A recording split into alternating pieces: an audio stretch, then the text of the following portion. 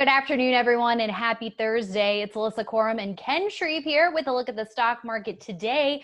We're going to talk about today's broad market action, but first, Ken's going to give us a preview of the stocks we're going to be chatting about today. Hey, Ken.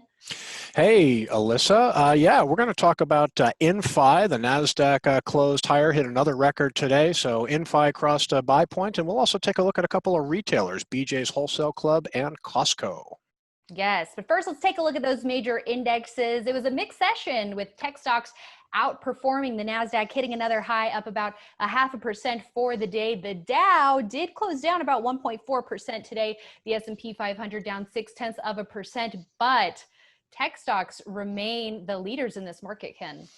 Yeah, it was kind of a volatile day for the Nasdaq. You can see a pretty wide intraday swing. It rose in the morning and then it fell 1%, but it looks like the composite eventually ended with a gain of about 0.5% or so. And like I mentioned, the semiconductor stocks were just outstanding today. The SMH, which is a very liquid semiconductor ETF, that looks like it ended with a gain of 1.7%. So whether it's software stocks or chip stocks, or the FANG stocks, large cap tech, a lot of stocks are moving the Nasdaq higher.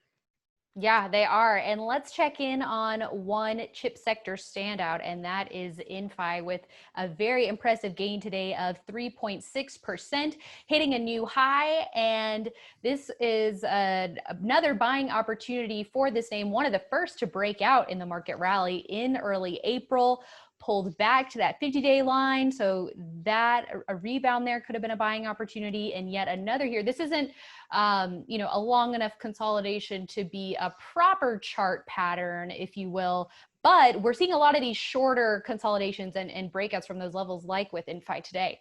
Yeah, we've been talking a lot of on IBD Live about consolidations like this. At the end of this week, so tomorrow, the weekly chart will show a kind of a 6-week cup-shaped base. So it's not quite at that length yet, but I think that 127.89 entry was a viable one. But since the stock, you mentioned, it already broke out in April, yeah, and that was right around the time the market followed through, where we got the buy signal from the S&P 500 and Nasdaq. So Inphi was one of the first stocks out of the gate. But so I think nibbling here at 127.89, or the stock is still in that 5% buy zone, maybe just a smaller than normal position to start. But I think the stock was definitely buyable today on that move over basically 128.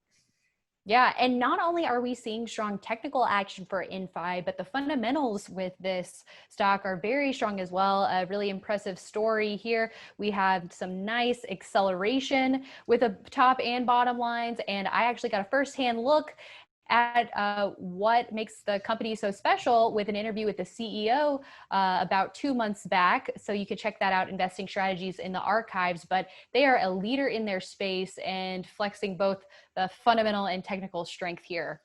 Yeah, you look at a lot of chip companies and you'll see kind of uneven earnings and sales growth in recent quarters, but Inphi just being a dominant player in the market for data center chips, a really consistent track record of top line and bottom line growth. The chip industry can be cyclical with boom times and bust times, but Inphi continues to see pretty steady demand for its data center chips.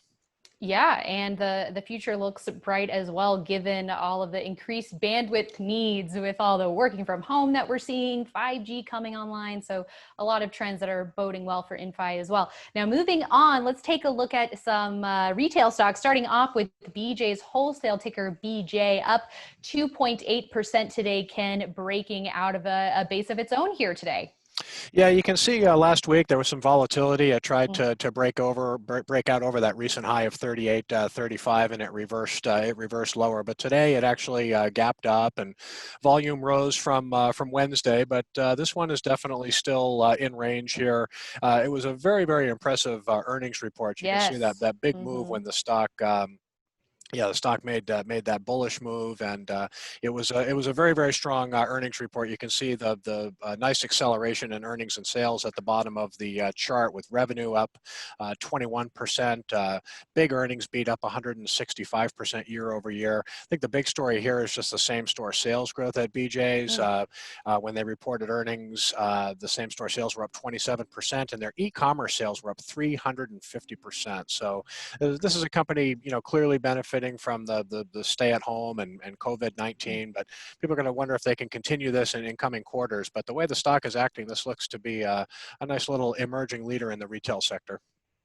Yeah, and elsewhere in the retail group, let's check in on Costco, which had a big move today for that stock, up almost 3% in heavy volume, the heaviest upside volume in a little while here. And it is now trying to move over this consolidation here. It's kind of interesting when you're comparing something like a Costco to an Amazon, a pretty different picture in terms of their performance in this rally. But it is nice to see Costco now picking up the pace a little bit here. Yeah, well, you can see almost, I think it looked like 8 straight gains and a gap up today. The news here was that same store sales in June were up 11.5%. That was almost triple the 4.2% growth that analysts were expecting, and a big jump in e-commerce sales as well. Here is an area that Costco is spending a little more time on. E-commerce sales up 86%. So you can see the relative strength line has really started to trend higher during the stock's 8 or 9 session winning streak. Still look at this stock as a breakout candidate. It tried to break out today, closed a little bit off its highs, but I think this June quarter was a really strong one for Costco, and this one still has potential to head higher, in my opinion. All right. Well, we'll definitely keep an eye on that one. All right, everyone. That is it for today's show.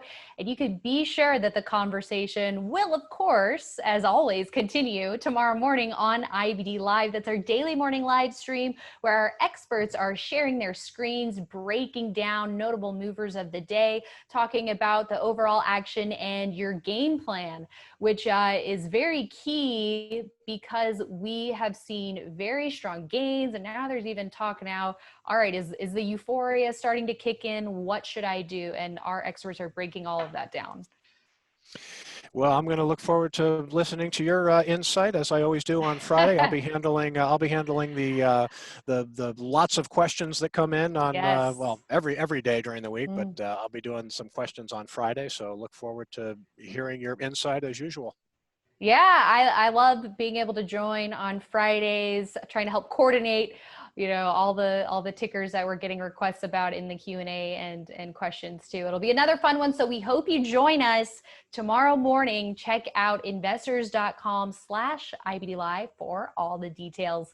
All right, everyone. Thanks again for joining us, and we'll see you right back here tomorrow.